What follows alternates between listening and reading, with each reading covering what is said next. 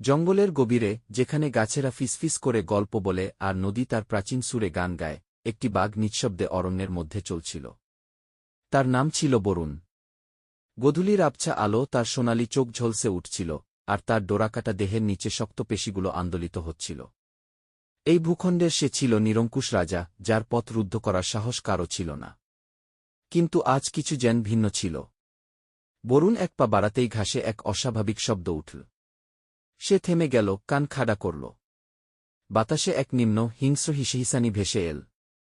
এক গিটানো গাছের শেকডের নিচে একটি বিশাল কালো কোবরা কুণ্ডলী পাকিয়ে বসেছিল, তার ফনাটি বিস্তৃত, আর দ্বিধাহীনভাবে তার জিহ্বা নড়ছিল, যেন মৃত্যুর এক নীরব সতর্কবার্তা।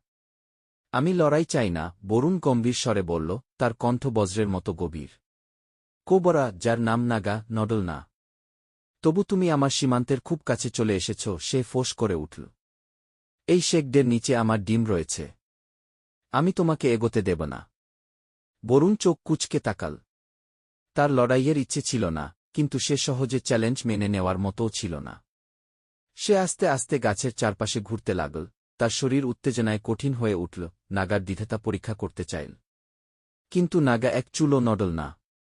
এক দীর্ঘ মুহূর্ত শিকারী ও শিকারী পরস্পরের দিকে তাকিয়ে রইল, কেউই পিছু হটার ইঙ্গিত দিল না।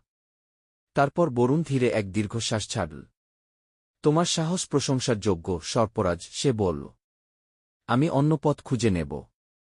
নাগা ধীরে ধীরে তার ফনা নামাল, বাঘের এই বিচক্ষণ সিদ্ধান্তকে স্বীকৃতি জানিয়ে।